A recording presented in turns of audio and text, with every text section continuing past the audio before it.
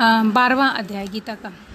अर्जुन बोले, जो अनन्य प्रेमी भक्त जन पूर्वोक्त प्रकार से निरंतर आपके भजन ध्यान में लगे रहकर आप सगुण रूप परमेश्वर को और दूसरे जो केवल अविनाशी सच्चिदानंद घन निराकार ब्रह्म को ही अति श्रेष्ठ भाव से भजते हैं, उन दोनों प्रकार के उपासकों में अति उत्तम योग वेत्ता कौन है? श्री भगवान बोले, मुझ में मन को एकाग्र कर निरंतर मेरे भजन ध्यान में लगे जो भक्तिजन अतिशय श्रेष्ठ श्रद्धा से युक्त होकर मुझ सगुण रूप परमेश्वर को भजते हैं, वे मुझको योगियों में अति उत्तम योगी मान्य हैं। परंतु जो पुरुष इंद्रियों के समुदाय को भली प्रकार वश में करके मन बुद्धि से परे सर्वव्यापी अकथनीय स्वरूप तथा सदा एक प्रकार से रहने वाले नित्य अचल निराकार अविनाशी सच्चिदानंद घन ब्रह्मा को निरंतर एक ही भाव से ध्यान करते हुए भजते हैं, वे संपूर्ण भूतों के हित में रत और सब प्रकार से समान भाव वाले योगी मुझको ही प्राप्त होते हैं। उन सच्चिदानंद घन निराकार ब्रह्म में आसक्त चित्त वाले पुरुष के साधन में परिश्रम विशेष है, क्योंकि देहाभिमानियों के द्वारा अव्यक्त विषयक गति दुख पूर्वक प्राप्ति की जाती है। परंतु जो मेरे पारायण करने वाले भक्तजन संपूर्ण कर्मों को मुझ में तर्पण करके मुझे सगुण रूप परमेश्वर को ही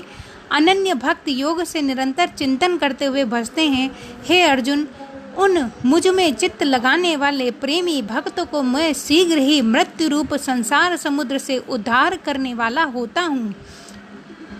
मुझ में मन को लगाकर और मुझ में ही बुद्धि को लगा, इसके उपरांत तू मुझ में ही निवास करेगा, इसमें कुछ भी संशय नहीं है। यदि तू मुझको मुझ में अचल स्थापन करने के लिए समर्थ नहीं है तो हे अर्जुन, अभ्यास रूप योग के द्वारा मुझको प्राप्त करने के लिए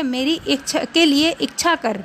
यदि तू उपयुक्त अभ्यास में भी असमर्थ है तो केवल मेरे लिए कर्म करने के ही परायण हो जा। इसलिए मेरे निमित्त कर्मों को करता हुआ भी मेरी प्राप्ति रूप सिद्ध को प्राप्त होगा। यदि मेरी प्राप्ति रूप योग के आश्रित होकर उपयुक्त साधन को करने में तू असमर्थ है तो मन बुद्धि आदि पर विजय प्राप्त करने वाला होकर उन कर्मों के फल का त्याग कर। मर्म को ना जानकर किए हुए अभ्यास से ज्ञान श्रेष्ठ है, ज्ञान से मुझ परमेश्वर के स्वभाव का ध्यान श्रेष्ठ है और ध्यान से भी सब कर्मों के फल का त्याग श्रेष्ठ है, क्योंकि त्याग से तत्काल ही परम शांति होती है। जो पुरुष सब भूतों में द्वेष भाव से रहित, स्वार्थ रहित, सबका प्रेमी और हेतु रहित दयालु है और ममता से रहित, अहंकार से रहित, सुख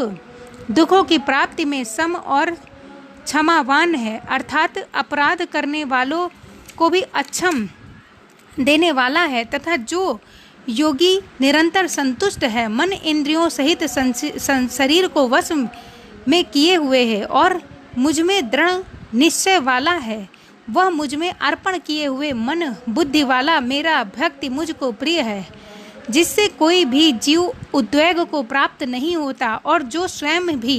किसी जीव से उद्वेग को प्राप्त नहीं होता, तथा जो हर्ष अमर्ष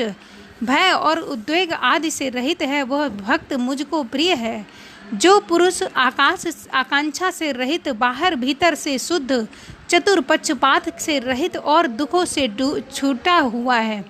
वह सब अंतों का त्यागी मेरा भक्त मुझको प्रिय है। जो ना कभी हर्षित होता है, न द्वेष करता है, न शोक करता है, न कामना करता है, और जो शुभ और अशुभ संपूर्ण कर्मों का त्यागी है, वो भक्त योग पुरुष मुझको प्रिय है। जो शत्रु मित्र में और मान अपमान में सम है तथा सर्दी गर्मी और सुख दुख द्वंद्वों से सम है तथा आसक्ति से रहित है, जो निंदा स्तुति को समान रखने वाला, मननशील और जिस प्रकार